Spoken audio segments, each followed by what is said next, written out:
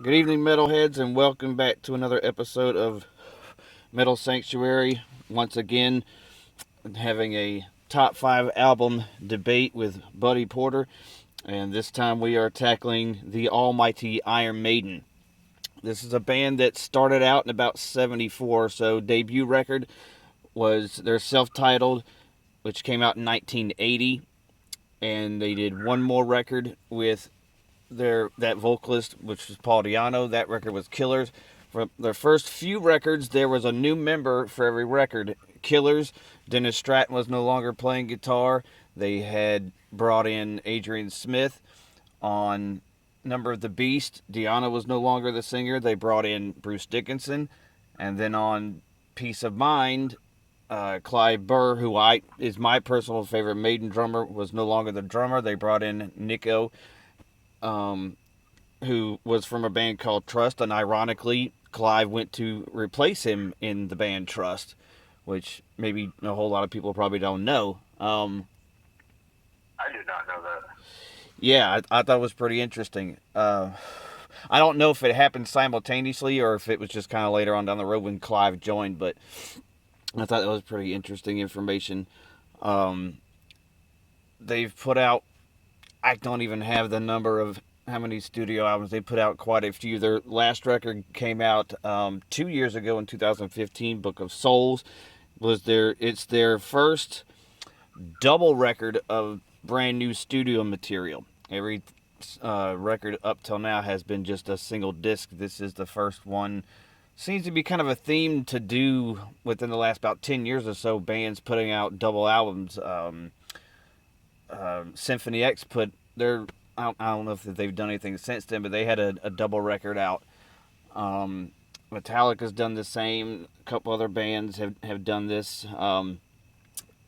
It can kind of go either way for me with a double album. You can have one album being better than the other, or you can have each one having about three or four good songs and a bunch of fillers. Um, it's kind of a risk you take with that. But for me, Iron Maiden, they're in what me and Ronnie used to call the UK Big Four, with Sabbath, Maiden, Priest, and Motorhead. It's like the start, the anything and everything that metal was to be after that. You combine those four bands, and that's what influenced everybody. Maiden came out in that early period of new wave British heavy metal, which bands that would come out between like 77 and 80 with their debut. That's kind of where they kind of fit in. Um, I got into them through their debut. However, it was a good 19 years later. I'd always seen the Iron Maiden covers, the album covers in the store when I'd be looking around at CDs or tapes or whatever, and it was the very first drawing, or the first album cover to feature Eddie, that separate from the rest of them, because the character got a lot better art after that. Um, it just was like, wow, that's like just like evil looking shit. And you look at some of the songs on the back, and there's a song called Sanctuary, and you're thinking, okay, this has got to be something really evil. Then you find out it's just this guy running from the law or whatever. The very raw, almost punk kind of sound in the guitars, even though Stephen Harris has said in many interviews, they were trying to get as far as from punk as they could. They couldn't stand punk. But it's kind of ironic because I think the guitar tones and some of the way the riffs are arranged were very punkish, and then to add Paul Diano's vocal style, that you may not necessarily hear it on those two records, but if you listen to any of his solo stuff, you can definitely hear a punk influence from Paul Diano. Uh, Quickly became one of my favorite bands to listen to. The second one I got was Number of the Beast. I didn't know about Killers for a little while until I got the Number of the Beast, or the Best of the Beast compilation, which I got overseas, which was a 2 CD disc. We were talking about earlier. A lot of times you'll find them now. It's just a one disc, but the 2 CDs. I mean, there is so much stuff on there. Live versions of Rhyme of the Ancient Mariner, Fear of the Dark, Afraid to Shoot Strangers, stuff from the entire kind of era from Diano to Dickinson to Blaze Bailey at that point. They have had 3 different lead singers. They have had a bunch of different lineup changes. They have had the same lineup for about 18 years now. They put out Brave New World in 2000. They've had the same 3 guitarists lineup now for 17 years, which, given as long as this band has been around, 37 years, to have this lineup be the longest lasting lineup is pretty strange. Definitely a band I would love to get a chance to see live. I bought. We were in France at the time, and I bought the Donington show on VHS, and I was so stoked. And then when I went to play it didn't work because I didn't realize there was a different head speed on the VHSs in Europe than they were in America. So now I just have memorabilia that I can't fucking watch. But I did eventually watch it on YouTube one time because I was like, I own it. I should at least know what the fuck I own. So anyway, we're gonna tap into this top 5 here, and where the fuck did I put that? I brought it out. Did I put it in the pocket? Oh, there it is. All right, I am gonna before I let you go ahead and start in on number 5, I'm gonna throw out an honorable mention that I had that you may or may not put in here, and there's, like I said, they got so many records. Even just up to Brave New World, it's really hard to kind of put 5 in here. But for me, Number of the Beast is a record that I know gets a lot of overrated comments, a lot of criticism like that on it. But I mean, yeah, I know Run to the Hills is kind of like a song they say it's played too much and this, that, and the other. I really wouldn't know because I don't listen to radio because radio doesn't really put anything out good these days. But for me, I mean, just the rest of that record, I mean, from Prisoner to Invaders to Children of the Damned to, Number of the Beast and Hallowed Be Thy Name, 22 Acacia Avenue, even Solar Eclipse, or no, Total Eclipse, I'm sorry, even Total Eclipse. I mean, the rest of that album is so fucking good. I mean, and the solo on 22 could probably be one of the best, if not on that album, of pretty much all time for Maiden. So that shows you in and of itself that's my honorable mention, how hard it is to make a top 5 for this band. Yeah, I love the entire album of Number of the Beast, with the exception of Run to the Hills. And that's because growing up, every time I watched Headbangers Ball on MTV, they played that video. There was a show they did, I want to say it was like around 2000. It was late at fucking night on MTV, and it was A through Z top metal videos, and I think Iron Maiden had like 2 or 3 videos, and I think that was one of them on there. I actually like that song a whole lot. I can understand where maybe some of the I guess the just the over it factor maybe with that song, kind of how, like, there's a lot of people that just over Enter Sandman from Metallica. I really do like that song a lot, but I can see, where it was probably the first single when that record probably first came out. I can see the arguments for it. But that being said, It's a good solid song. I just don't care for it because I mean, I can't say I hate it, but I've heard it too many times. Right. It can be kind of one of those songs that if you've got your iPod on shuffle and you hear it again, you're like, no, I gotta skip. I gotta get to something else. Yeah, but that Number of the Beast, Prisoner, is probably one of my favorite, my top 3 Maiden songs of all time. I think, I could be mistaken, I know there's a Maiden song on, there's a Sadist record, and I want to say they did Prisoner. I know Fozzy did it, and I can't remember if it was Prisoner or Invaders. It was something off Number of the Beast. It was on a Sadist record. I want to say it was Chemical Exposure, but I can't be for certain right offhand. But let's go ahead and get into it and get into your number 5. This is the hardest thing that I had, the hardest list I've ever had to do, and I thought about this, and I finally Peace of Mind, which is, like you said, is the first album with Nico McBrain. It gave him a total new dynamic to their sound.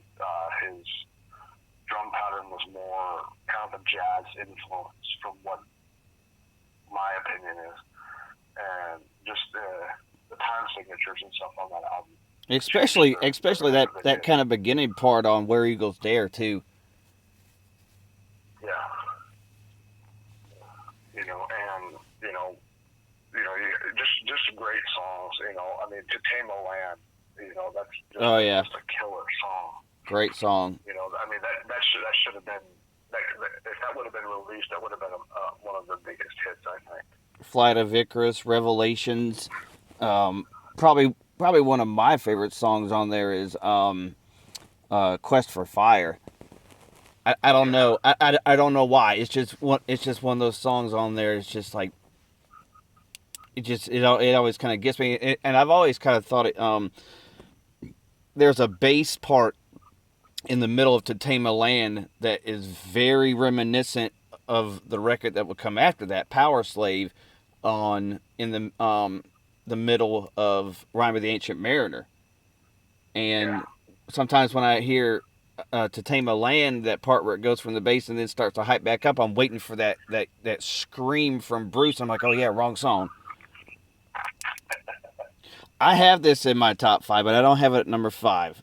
At five for me, I have the second record, Killers. Apart from a couple instrumentals that really don't do much for me, I mean, you've got Murders in the Rue Morgue, um, Killers, Wrathchild. This album is, I think um, could have, it could have been one of those records where you feel, um, like back when Ozzy did his first two solo records, they were songs that were done at the same time so they could have two albums worth of material ready to go ahead and release. Um, I kind of felt that way with this record too. But I did feel that then they stepped it up with the progression, doing a little bit more acoustically and stuff like that, and having actual instrumental kind of intro tracks where you've got the Ides of March leading into Murders of the Rue Morgue, that type of thing.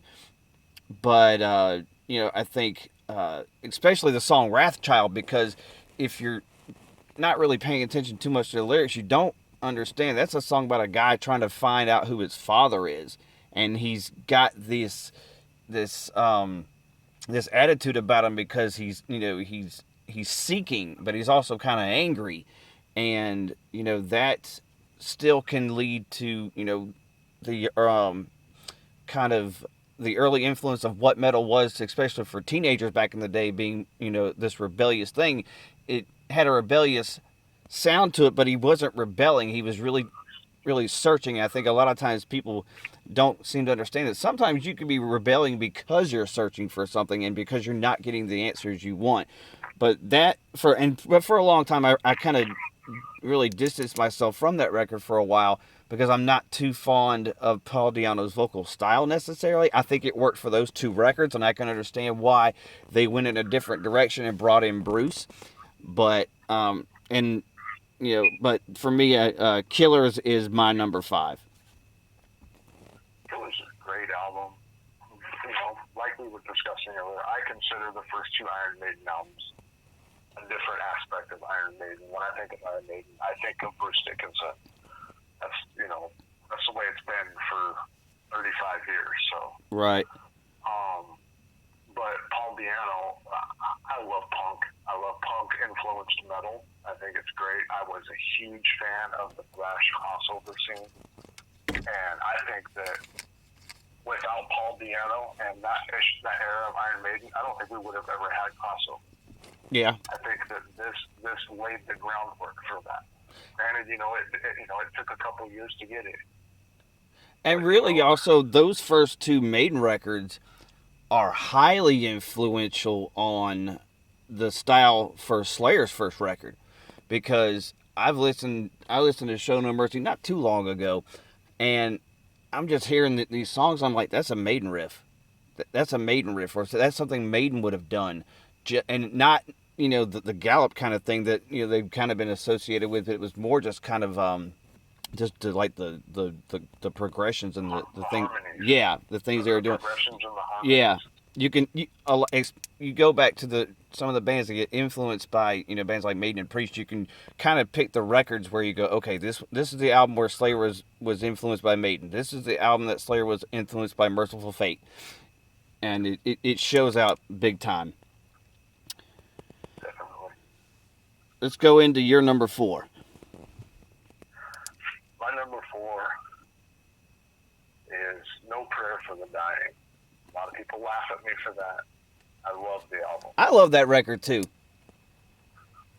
I You couldn't quite know, put it in my top five, but something me and Ronnie had discussed. He was like, I don't know. He's like, he kind of figured like after I think Seventh Son, they kind of with the next two records, No Prayer and Fear of the Dark, he wasn't really into it. But I was like, No Prayer for the Dying is a great fucking record. I mean, you got Bring Your Daughter to the fucking Slaughter. I mean, the first time I heard that, I was like, whoa.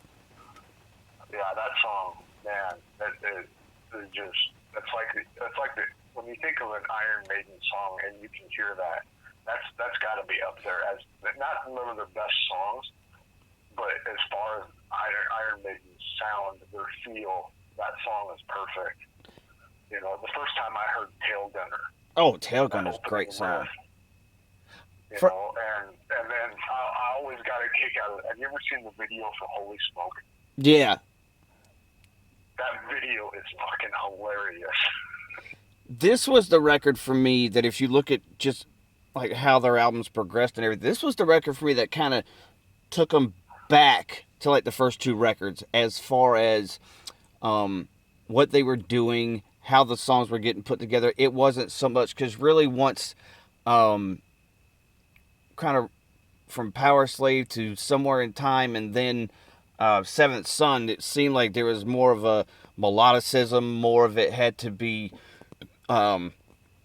these 8-minute songs or these 7-minute songs, which is kind of the reason I fell off after Brave New World because it seemed like every song needed to be 7 or 8 minutes, and it just for the song to be that long, there's got to be a lot to it, and it's got to be enough to keep me interested in it. And I think this is the record I think where they kind of went kind of back to a more of a rootsy type feel, and but they still, I mean, you can hear it in Bruce's voice. He's not so over the top on this. I mean, he gets there on some spaces in the songs, especially on "Bring Your Daughter to the Slaughter."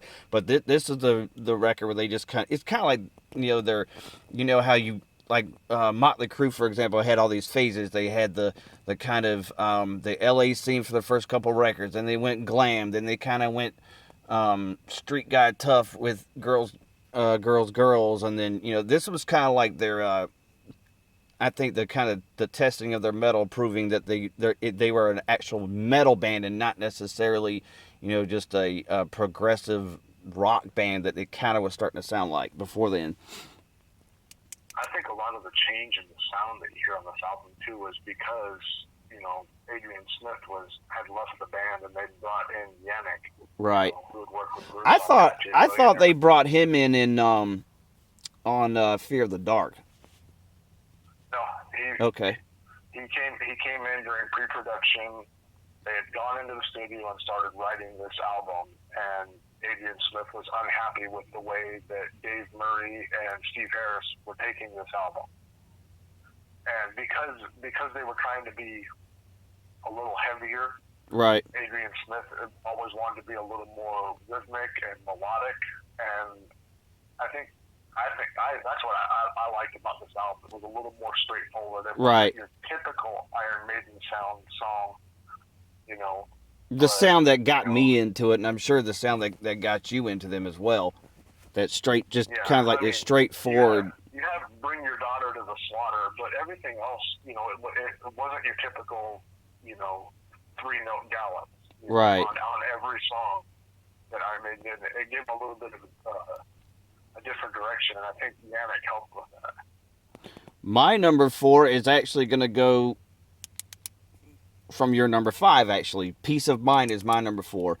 Um, like I said, this record, we talked about Nico this being the first one he was on, and you could definitely tell the transition in the drums. Like I said before, I prefer Clive Burr on their first three records, but they're different. They're different drummers, and I think he brought in a not just for the drumming aspect. I think with Steve Harris, the first three records, I don't think Steve Harris was so much necessarily a rhythm bassist. I think he was like the third guitarist, and he set up a lot of the riffs because he wrote a lot of the music. But I think with Peace of Mind, I think he and Nico kind of really gelled together. I don't know if they have similar musical influences personally or anything, but I think that record they gelled together very well for a very good rhythm section. Um, you know, the songs on there, "Die with Your Boots On" is pr- probably one of my top 10 favorite Maiden songs. Uh, this record, um, I think, is the last kind of straightforward, like we were talking about before they ended up with No Prayer for the Dying.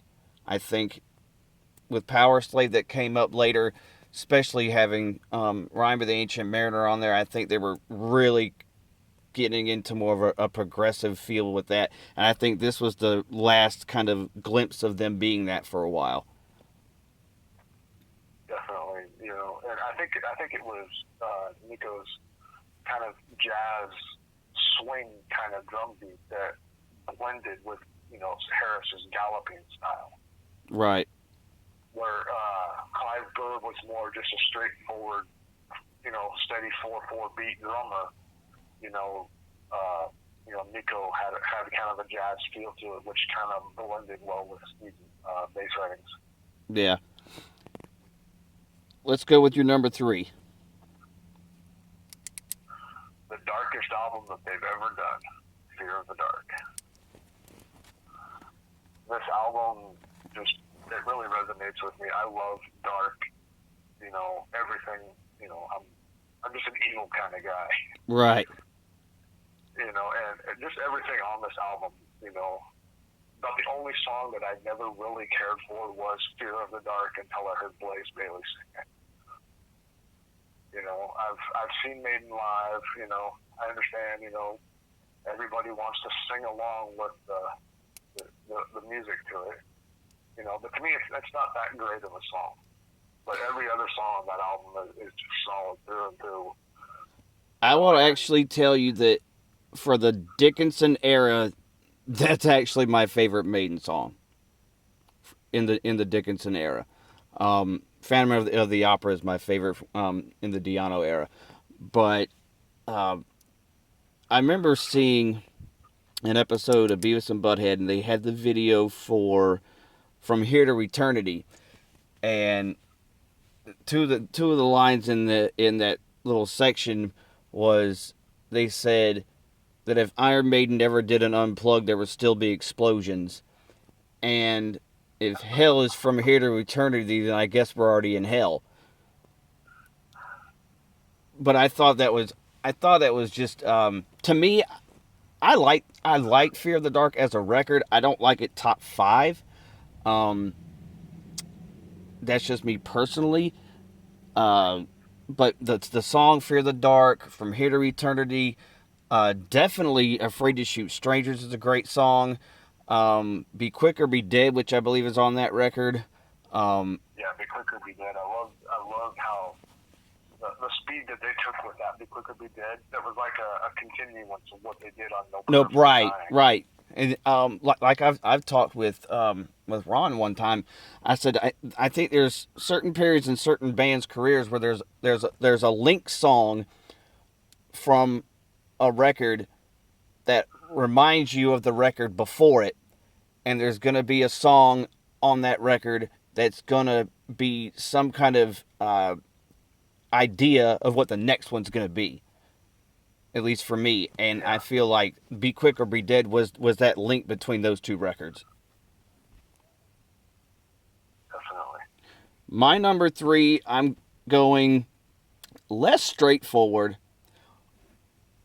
It has come up in my favorites for a while now, just listening to it as much as I could get a chance to.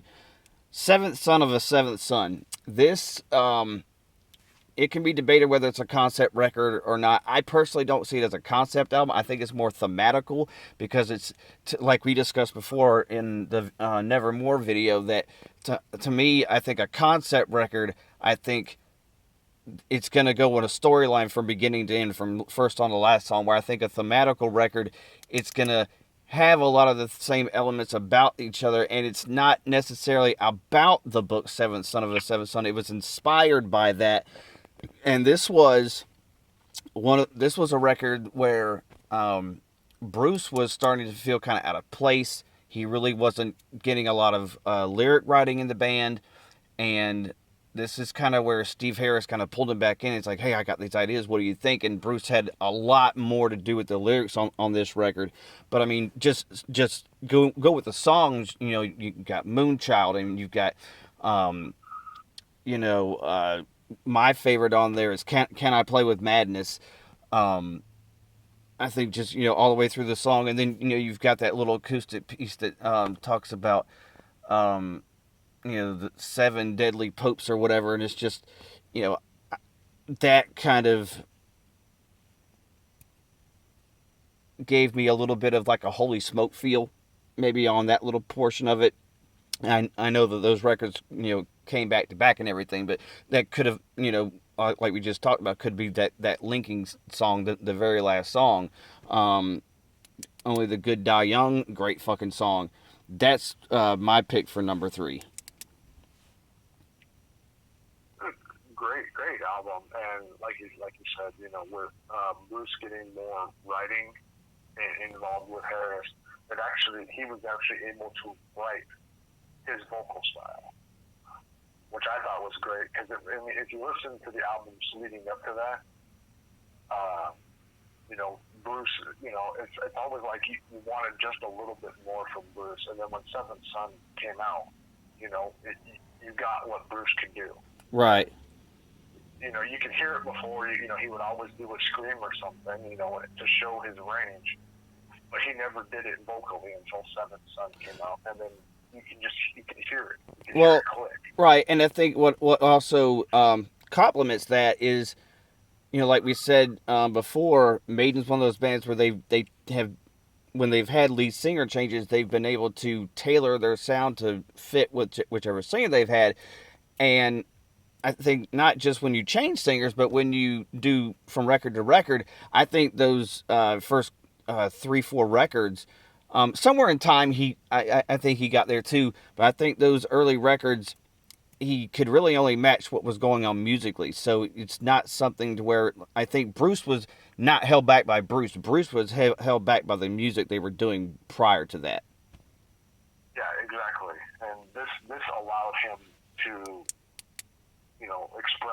express himself. I mean, the Evil that Men Do. I mean, that's a great song. It just gives you chills. Standing on a razor's edge, bouncing on a ledge. I mean, you just hear that. Just that line right in it of itself is just like, you can take it in 1,000 different directions. All right, let's pull out your number 2. My number 2 was the first album that I got from Iron Maiden, Somewhere in Time. I was introduced to Iron Maiden through a buddy of mine.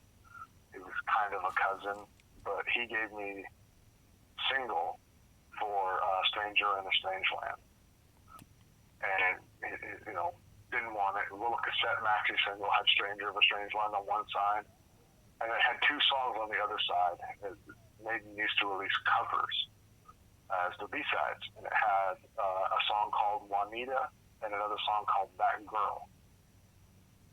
And both songs, if you listen to the original, they sound similar, but Maiden put their flair on those songs. And I thought, I didn't know at the time because I was just a kid.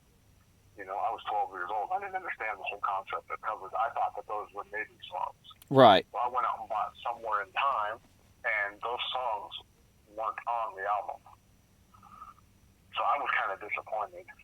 But Somewhere in Time is one of those albums where it's not a concept album. It's not or anything like that. But when I hear a song, when I hear Somewhere in Time, as soon as that song's over, I want to hear Wasted Years.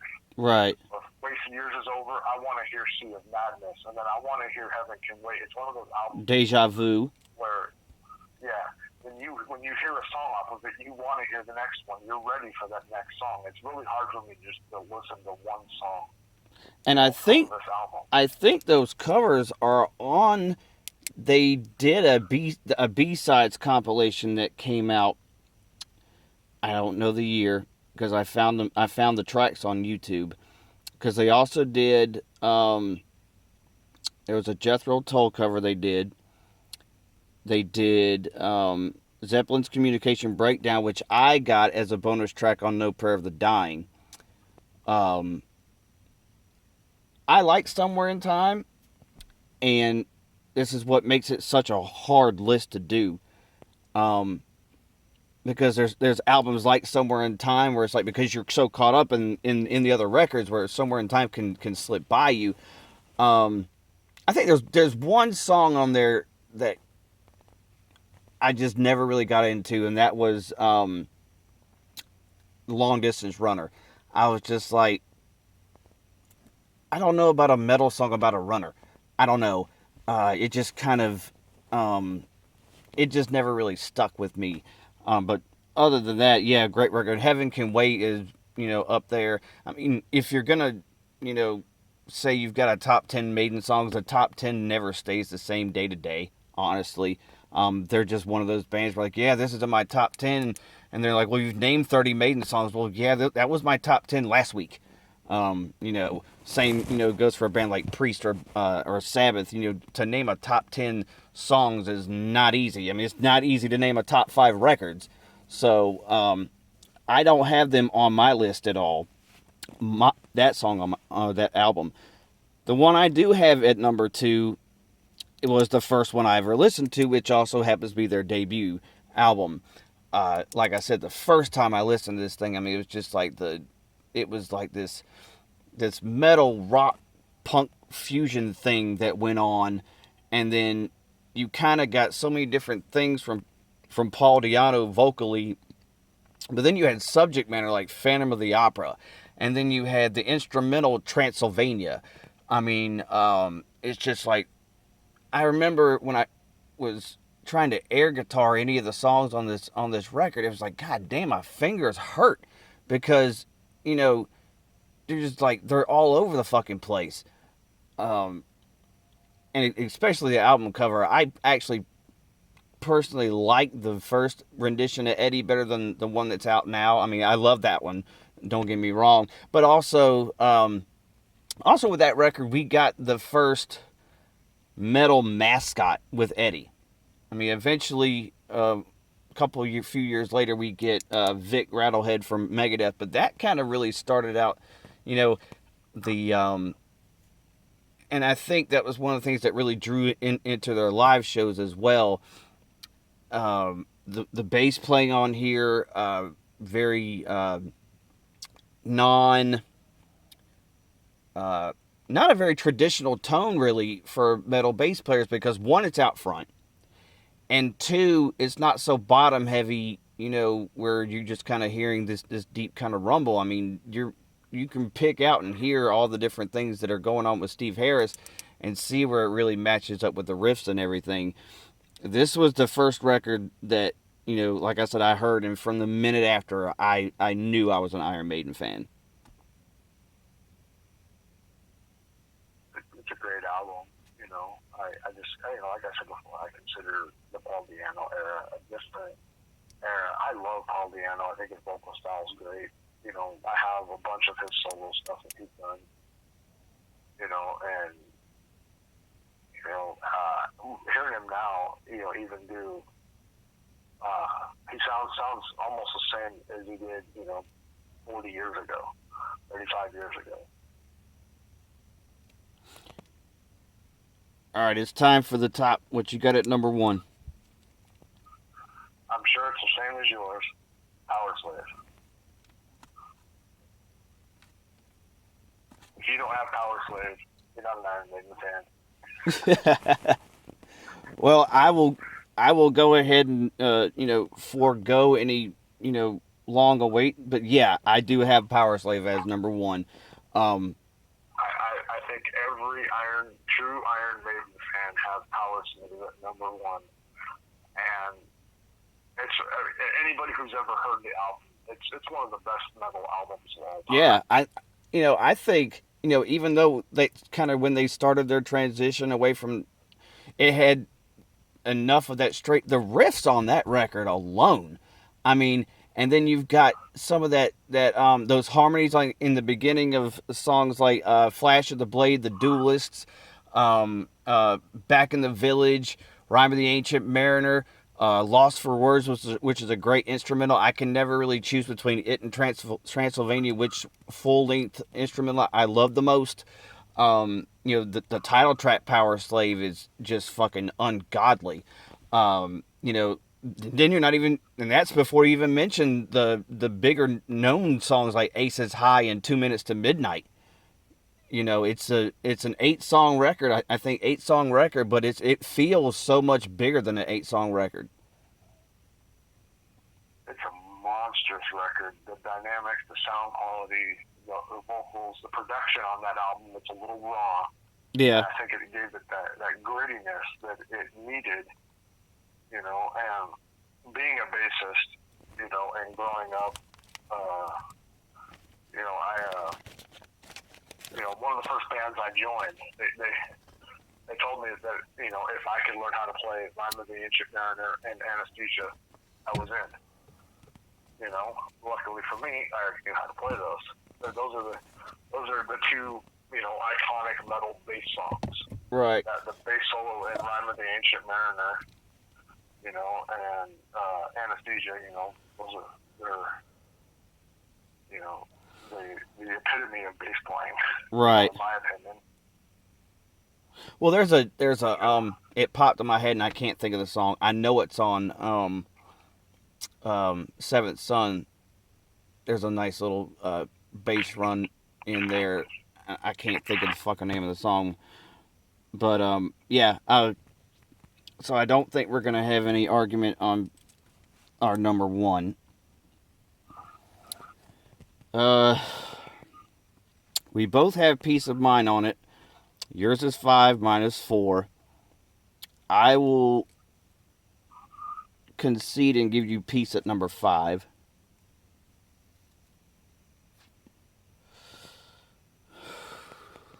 It's so hard to choose because this is going to be personalities.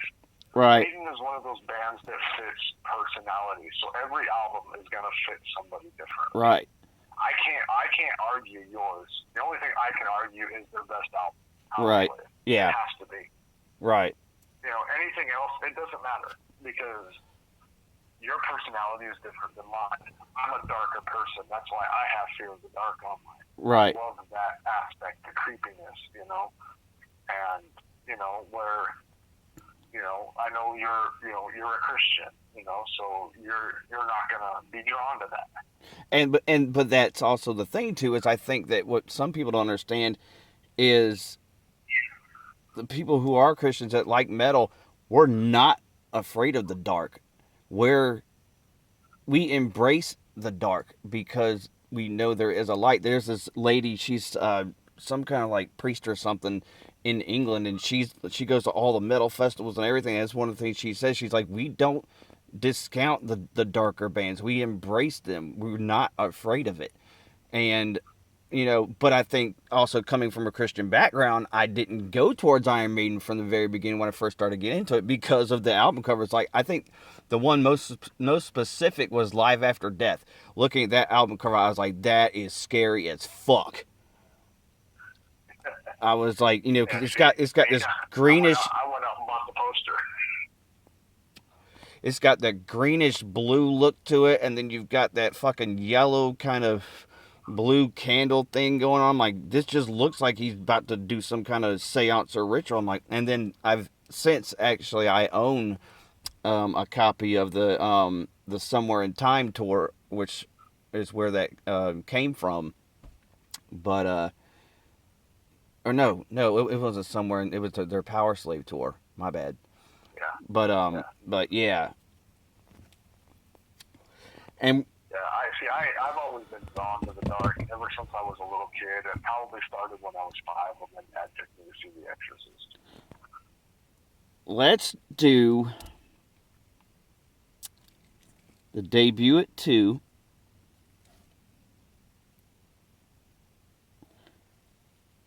I'll give you Fear at 4, and then I I can live with any list you decide you want to come up with. all right. Like I said, I can't argue with it. These are the 5 I'm putting: Power Slave 1, Debut 2, Seventh Son 3, Fear the Dark 4, and Peace of Mind 5. That works for me. And we never even brought up X Factor, which is one of my favorite records too. I mean that goes along with Number of the Beast in that whole honorable mention category. I mean you could put like 10 honorable mentions probably. I think they've got at least 15 records by now. Um, but there we go. We have somehow successfully made a top 5 with Maiden. I thought literally I thought doing the combined 5 was probably going to be a little bit harder because we only had 2 in our top 5 that were the same in the top 5 period. You had 1, 2, 3 that I didn't have, and I had 1, 2, 3 that you didn't have. Yeah, and it's all on personality. Right. You know, But you know, Maiden's got that where I think that even if your personality leans more toward one record than the other, there's another record in that same aspect that you're still going to get drawn to. definitely. I love all their albums. I have most of them. I do not have all the Maiden albums, which I'm sad to say. I do not own Book of Souls, and I cannot find my copy of Ritual 11. The only thing I That's don't a have hard is album to find. the only album I don't have is Book of Souls. I've got all the way up to New Frontier or Final Frontier, whichever one it was, something Frontier. I've got all the way up to that. That is gonna do it for this episode. A top 5, hopefully, probably next week. I've already got an idea in my head of who I want to do. I was actually going to suggest the band before I ended up deciding on Maiden because I had another guy who was possibly going to do the Maiden video with me. Then he decided he didn't really want to do that one with me. I guess he figured I was more of a Maiden fan than he was. So he's like, well, do that with somebody else. And I quickly sent your text, how about Maiden? You're like, sure. So maybe next week. I'm not going to give any teaser about it because it may or may not be the one I'm selecting. But hopefully we'll get another one of these in next week. And that's it. God bless. Stay metal. Subscribe, like, comment. We're done.